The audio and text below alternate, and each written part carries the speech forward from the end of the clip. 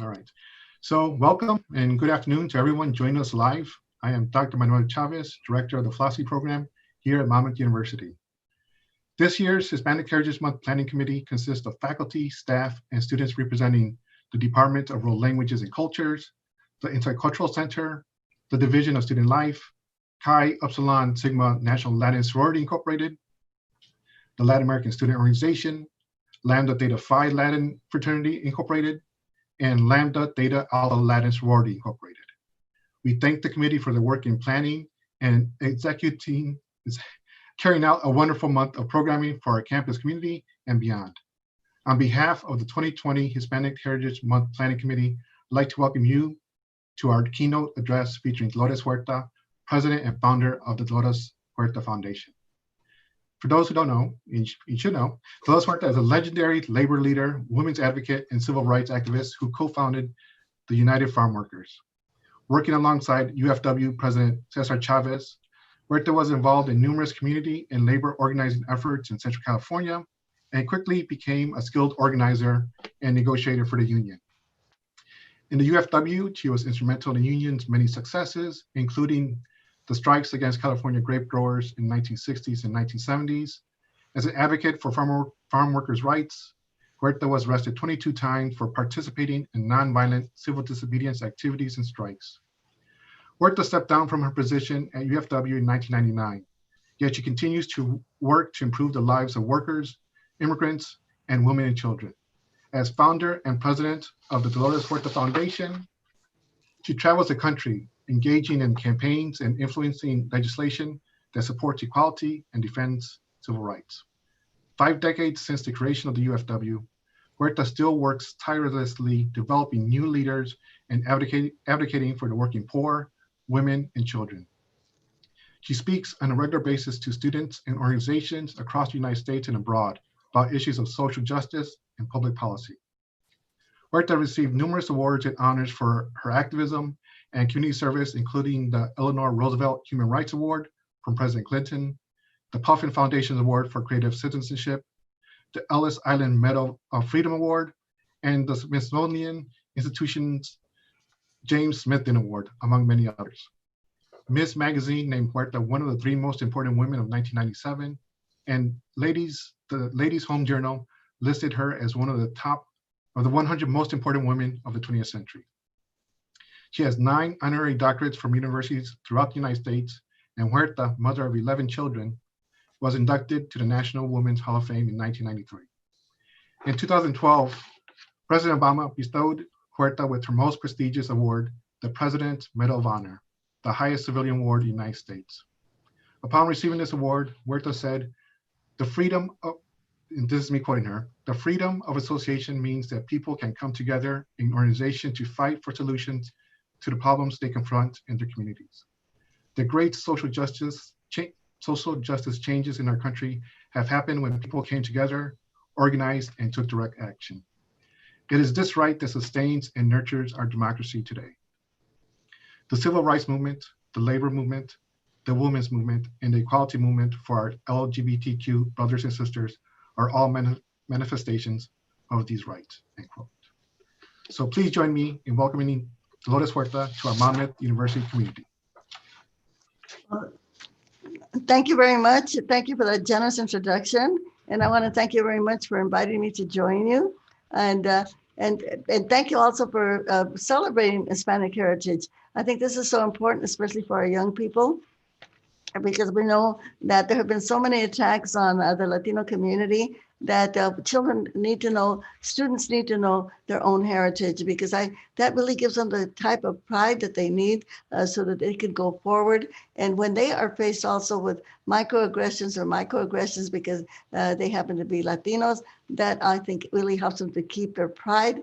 It gives them the dignity that makes them strong. And so when these derogatory remarks are made about them or about their culture, about their people, it gives them the type of fortitude that they need to be able to withstand them.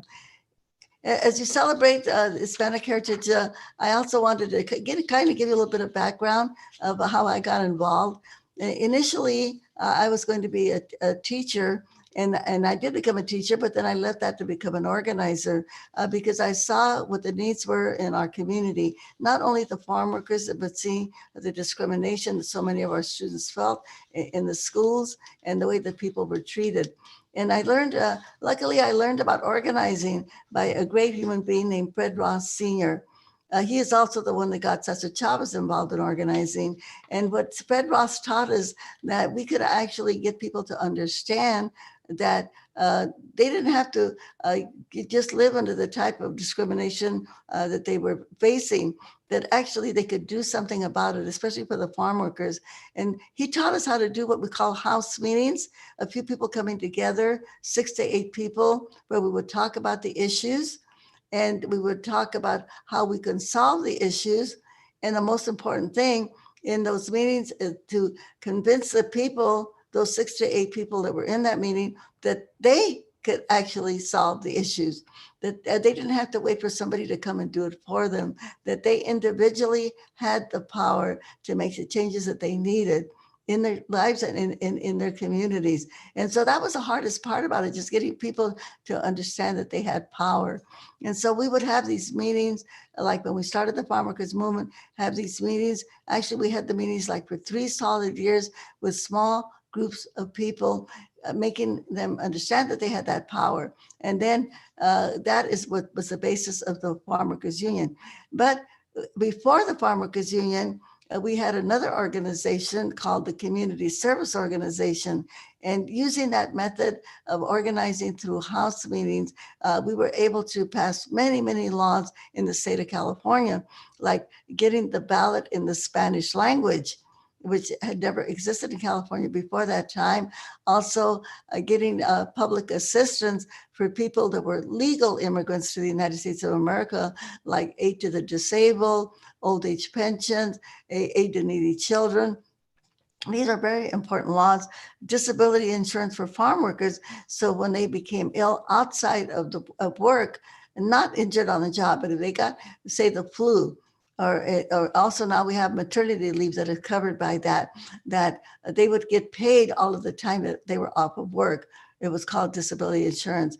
And now it covers also women when they are having to take time off to have children.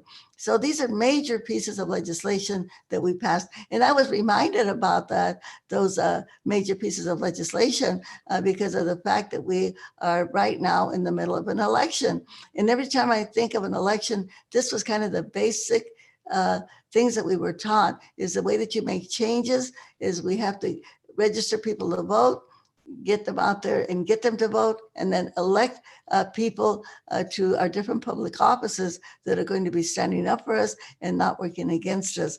And so the reason as I mentioned, is because now is election day and we're trying to get everybody to vote out there.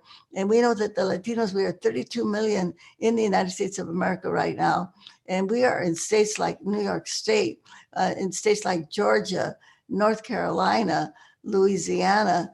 And who knew that we would have all of this power as Latinos in the election? But again, we have to come back to basics and tell people why it is so important for them to vote, and that they as Latinos can actually decide who's going to be the president of the United States. The other thing I want to mention, and I'm sure that you talked about this during all of your celebrations of Hispanic heritage, is I love to tell people to Google a map of the United States before 1848. And it's always a shocker when you look at that map and you see that a third of the United States was Mexico. Yeah, before the United States became the total United States, a third of it was Mexico. And I like to share that because sometimes young people are told by others, go back where you came from. And we have to remind them, no, we are where we came from because we are the indigenous people of the North American continent. And then if we go into Central America and Latin America and South America, we see that, yes, we, all of us, are the indigenous people of the continent. So we are not the real immigrants. The real immigrants are the ones that came from Europe to this territory, this country that we now call the United States of America. And of course, when those European immigrants came, guess what? The country was brown. Not only that, but we know that so many immigrants really helped build the country along with the indigenous people and the slaves that were brought from Africa, that we built the structure of this country. And so we can really never feel like we are strangers.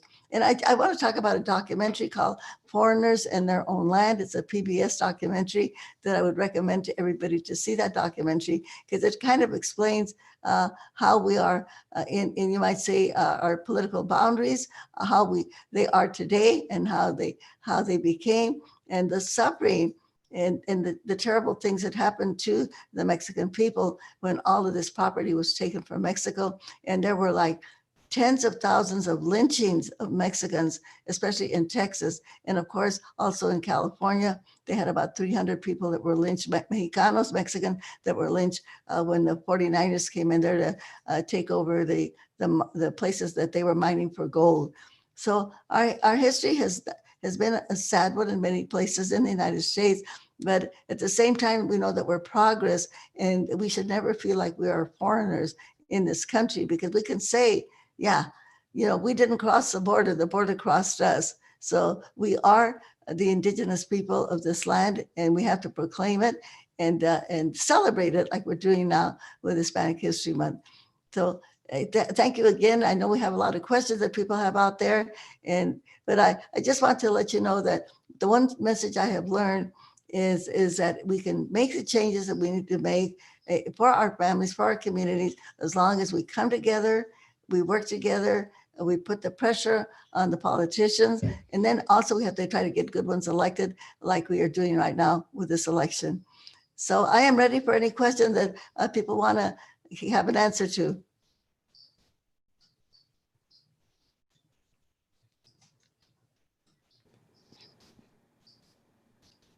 So hello again, Dolores. My name is Dr. Antonio Estudio, and I am currently an associate professor in our School of Education here at Monmouth University. I would like to say thank you so much for sharing your years of experience, wisdom, background, and thinking about where it is that we may be going in the near future. Particularly some of your thoughts around having pride in cultural heritage, considerations for community organizing, and at the same time considering that we happen to be in an election season, and just as you mentioned, the need to think about our current positioning. So those who registered for today's event went ahead and shared a number of questions. And so what I'll do is I'll share with you 3 overarching themes that came about from these questions, and then we'll go through each theme and question within. The first theme is lessons learned from your experience as a Latina civil rights activist and organizer. The second theme is Latinx participation in politics. And the final theme is advice for both students and labor union organizers. We have about 20 to 25 minutes or so.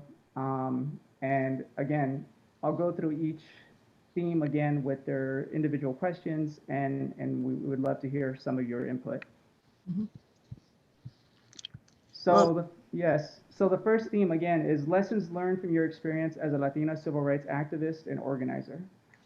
Well, one of the biggest lessons that Cesar and I, really shared with the people that we were organizing is that we could, that they could do this, that they had the power to do this. And I mentioned how we organized with having these small meetings, what we call house meetings, and explaining to people, these are the issues. This is what we can do to change the issues, but then you have to commit that you're going to be involved in making this happen.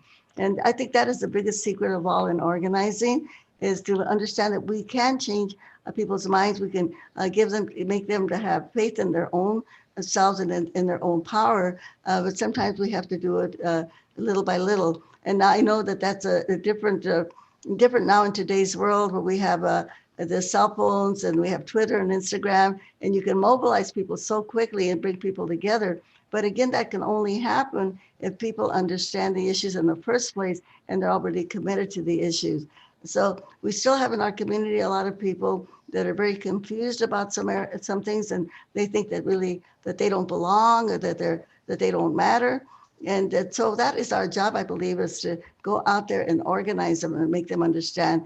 One of the things, of course, that we did at the very, very beginning of the movement, we said this movement is going to be a non-violent movement. Cesar and myself both studied Gandhi and all of his philosophies. Of course, that's why in the farm worker movement, we did all of the marches. Cesar Chavez did the fast that he did. When we were met with violence, and some of our people were killed. Many people were beaten, people were arrested. But the main thing is that we said to them, we have to respond in a peaceful way by organizing and not revert to violence.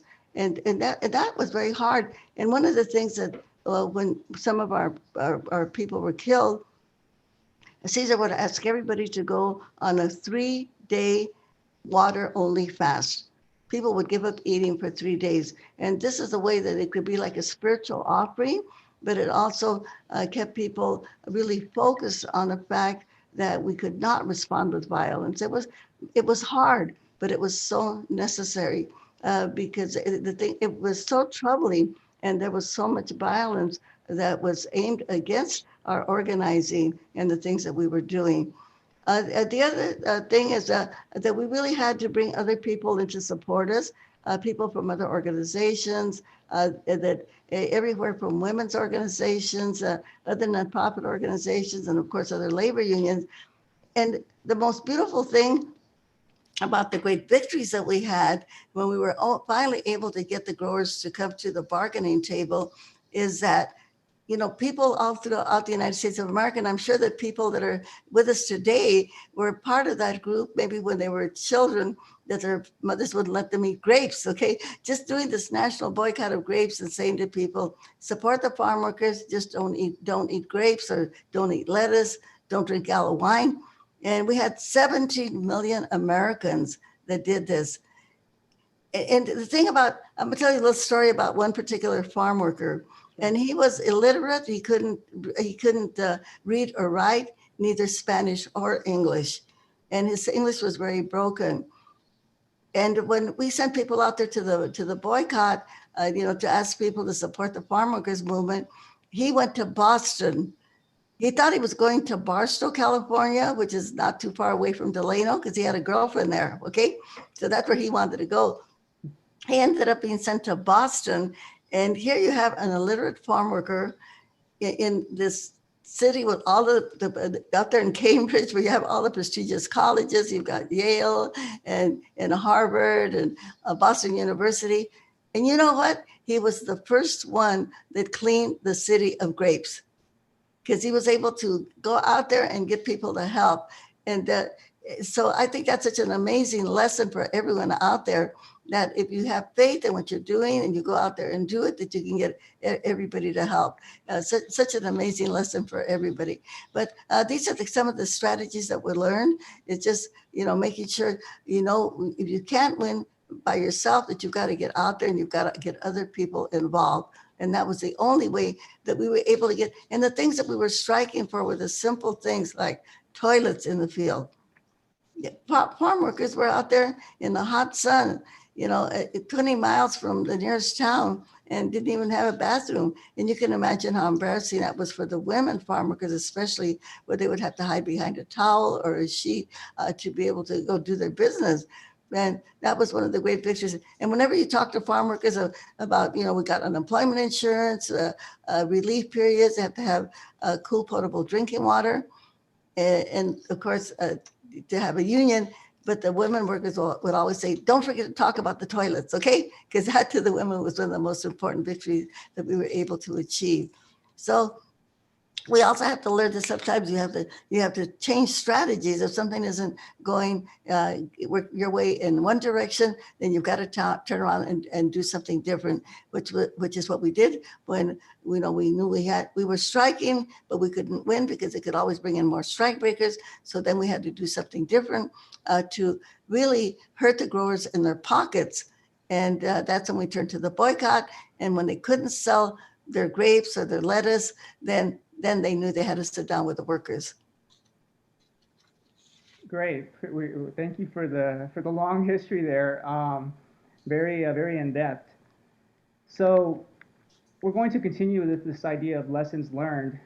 We recently viewed your 2017 documentary Dolores as part of Hispanic Heritage Month, and it briefly referenced your relationship with Gloria Steinem and the women's liberation movement,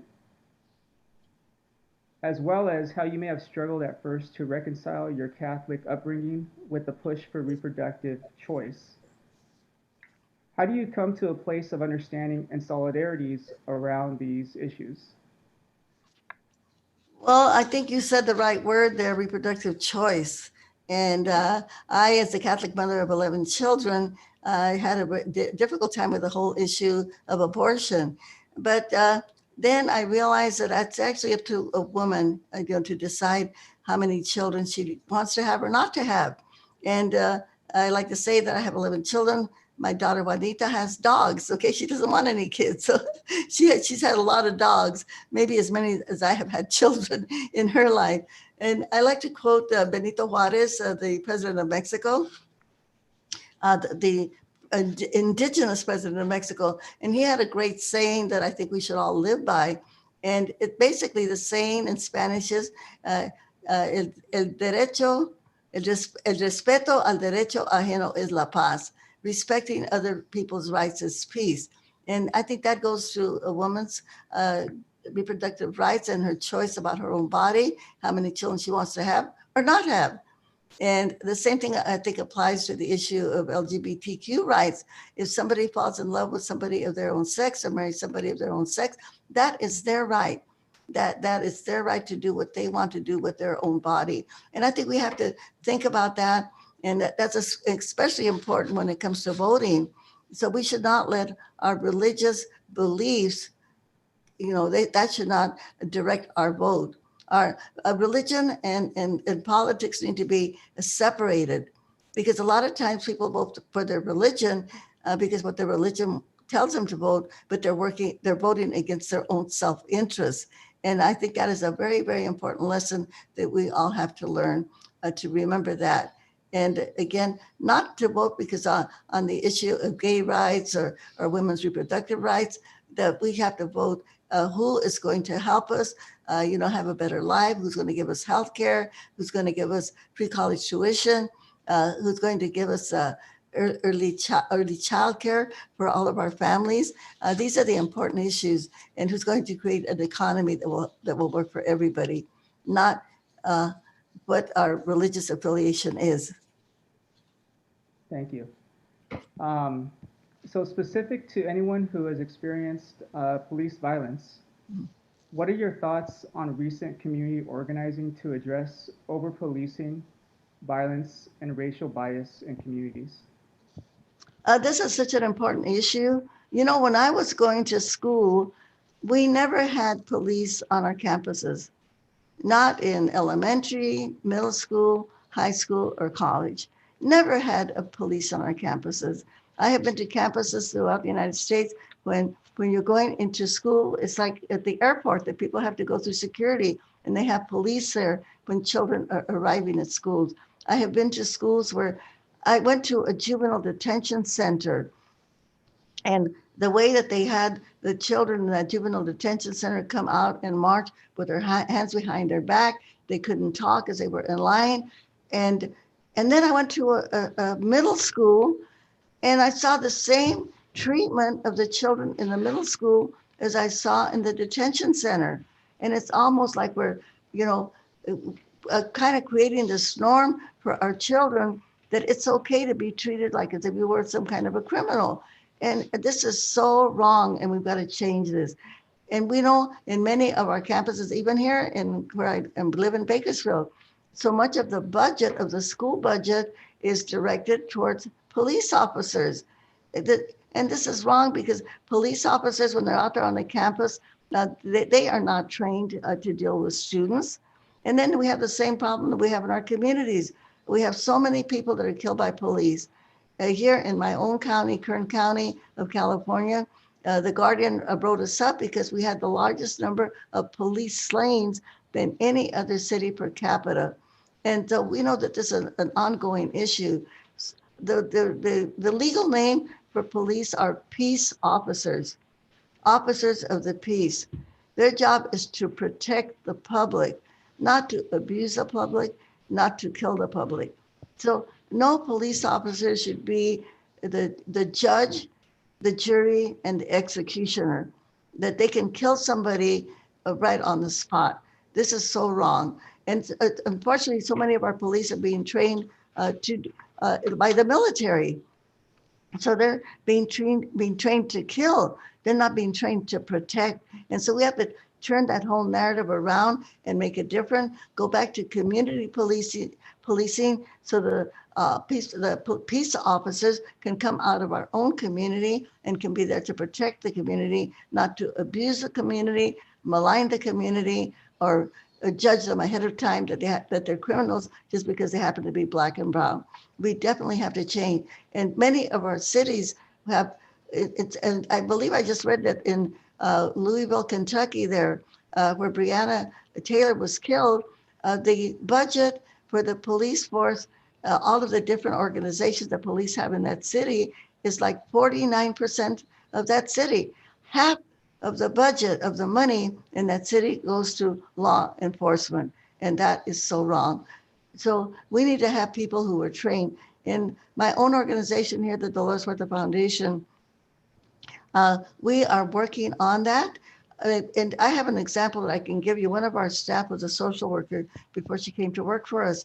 And she called the police because one of her clients, his name was Christian Chavez, 16-year-old kid who was suicidal.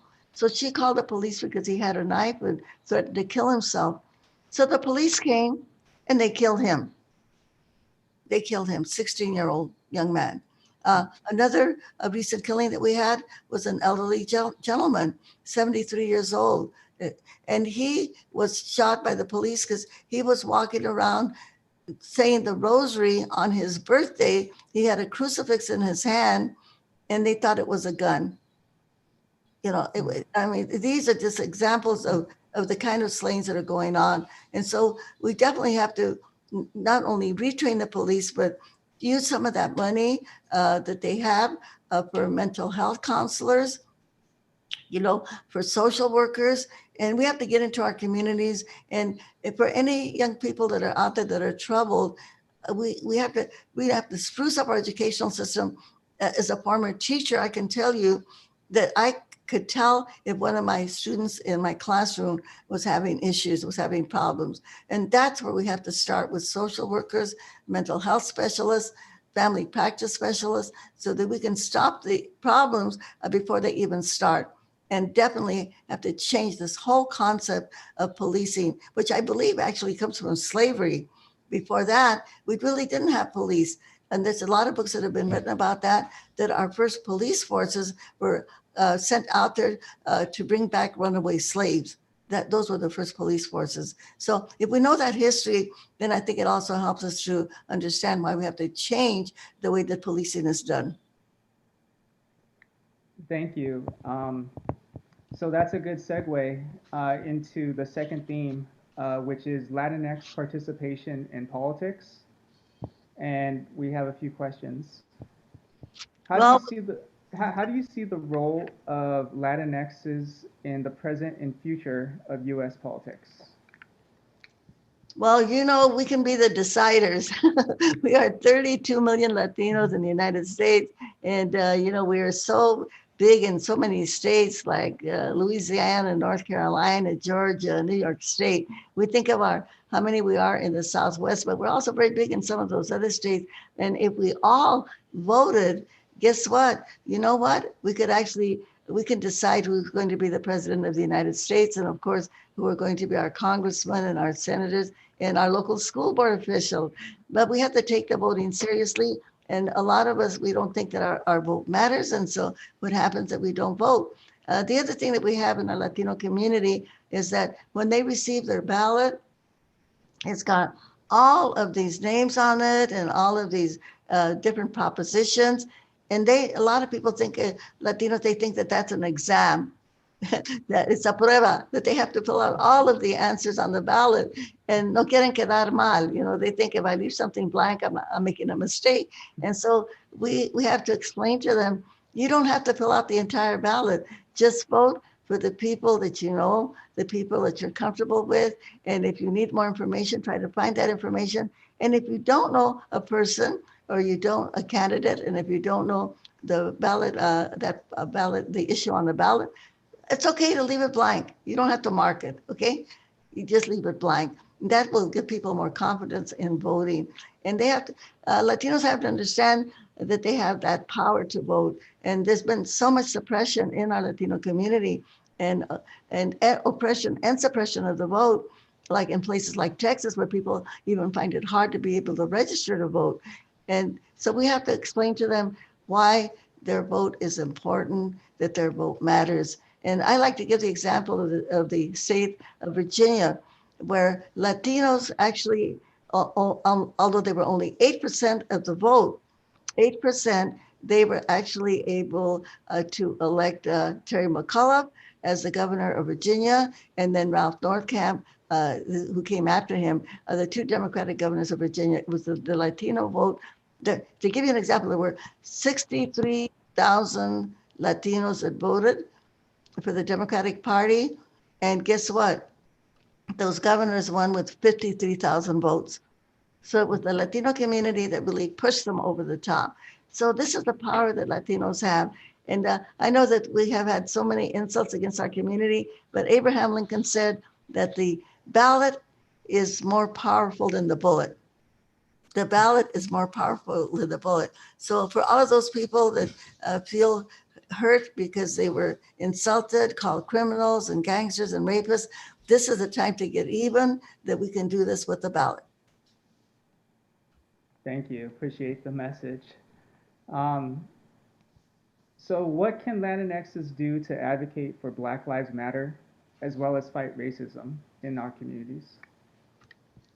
Well, this is something we have to take on. And one way I believe would be effective is to include ethnic studies, in kindergarten. And so children can start learning, because children are not born racist. They inherit that racism from their families or their cultures. So if children are taught at a very early age of all about, and I like to tell everybody this, that our civilization began in Africa. We are all Homo sapiens. And all of us in our DNA, we have that Africanness that we were born with. And if we can remember that we are one human race, then there is no reason to think that we should discriminate against anybody because of the color of their skin. We're all Africans of different shades and colors. And we can say that to the white supremacists out there, get over it, okay, you're Africans. And that we're all related. And we never would have survived on our planet if we didn't protect each other, share whatever we had with each other, and cared for each other. We would have never survived on planet Earth had we not done this. And that's what we have to continue to do today. And even in our own Latino community, we have to celebrate our indigenous roots, okay? Celebrate our indigenous roots because that's who we are, and follow those indigenous values, and not and take it upon ourselves to be missionaries and remind people that we are one human race, Homo sapiens, that's who we are. And it's an absurdity and it's evil. And Dr. Martin Luther King said that racism is a sin. It's an evil and it's a sickness. And so we have to do everything that we can in every part of our lives, the organizations that we belong to, the corporations in our community, the schools, to get more people of color on every single board and every single organization in every single occupation so we can end the racism in our society. We have to, because it's dangerous. And we've seen it played out when you have somebody that will travel 200 miles to kill people because they're Mexicans in El Paso, Texas, or in New Jersey to kill people because they're Jews, or in the South where they kill people because they're Blacks or Muslims. So we have to end it, but we have to make it our mission. All of us have to become anti-racist. It's not enough to say, I'm not a racist. We all have to join the movement to say, we're going to end racism in our society. It comes from slavery, and it's time that we overcame it. And by the way, that applies to women also, because in slavery, the idea of slavery was to get everybody to work for nothing. It's about domination, and that applies also to the sexism and machismo against women. Thank you. So another question is, which Latinx political organizations do you see as having the most positive influence on the U.S. political landscape? Well, the good thing is that in democracy, we have a lot of different groups. I am a Democrat.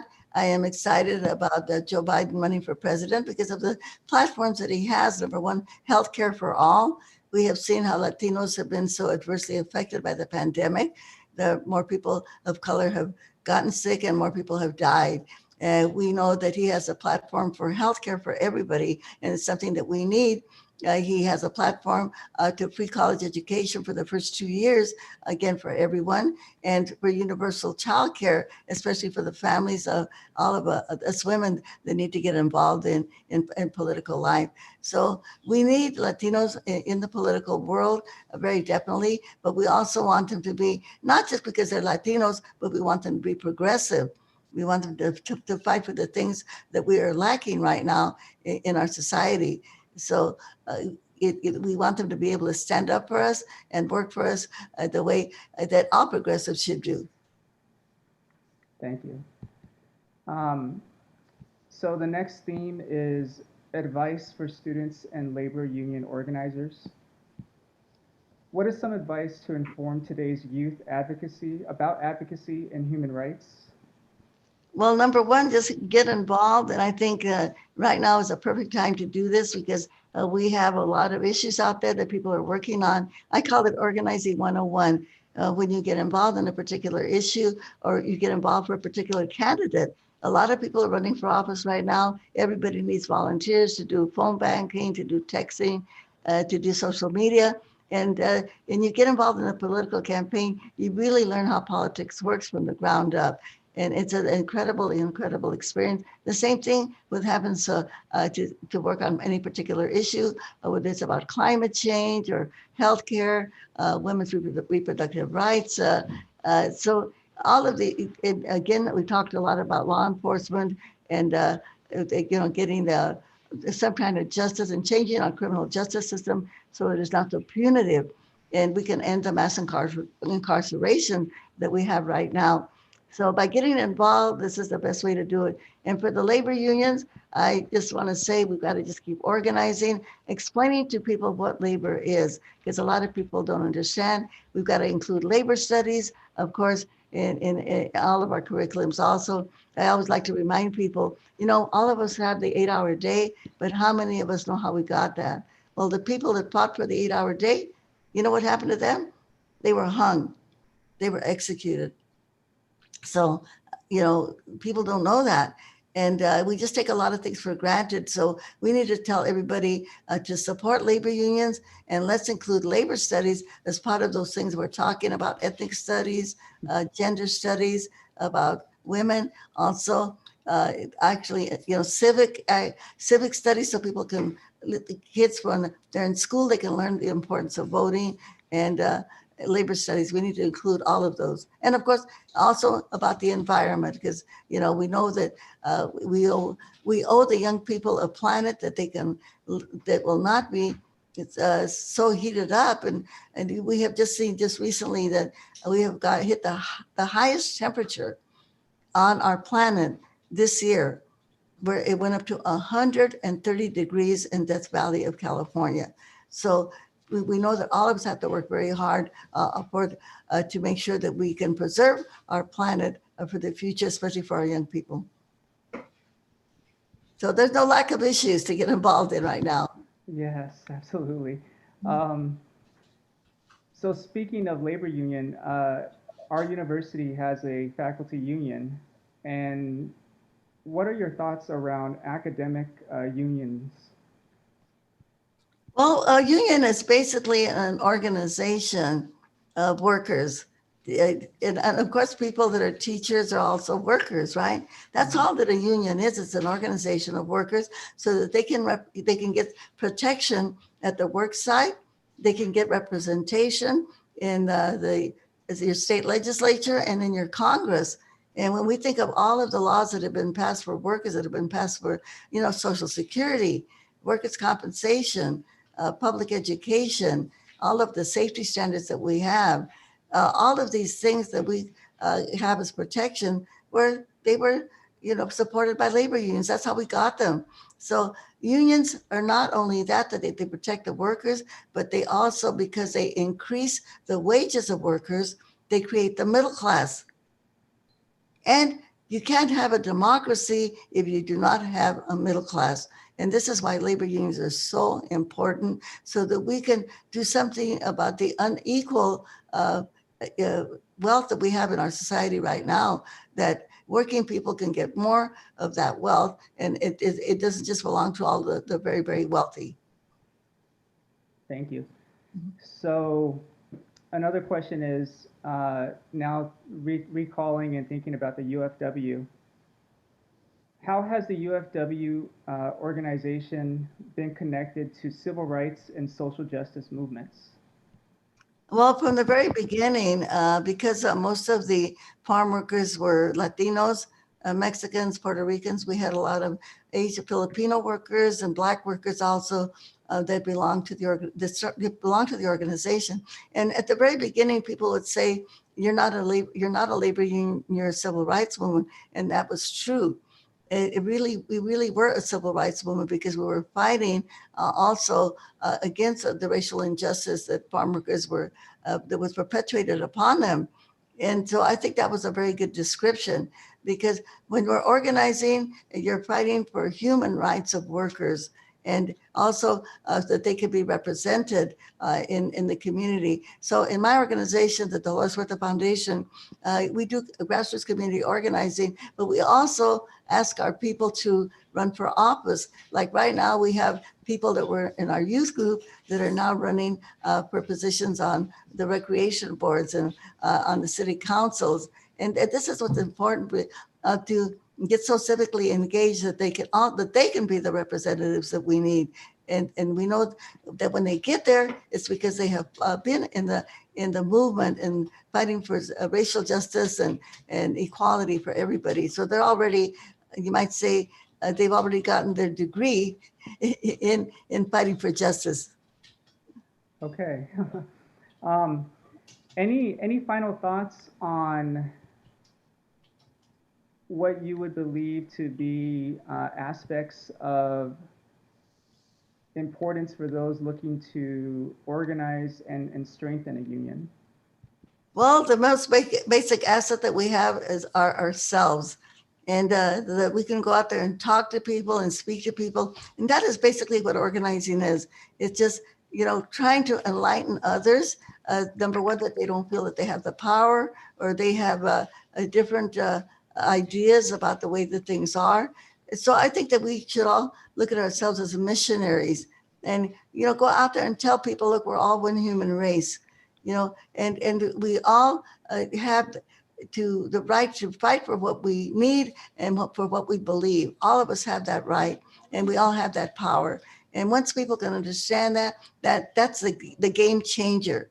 That's the game changer. Again, because we are a democracy, and that voting is such the primordial part of what we do, and that is actually how we are able to improve the things that we need in our lives, and how we can, build an economy that works for everybody, build a civil society with respect and compassion for everyone, to make sure that everyone in our society is healthy and safe.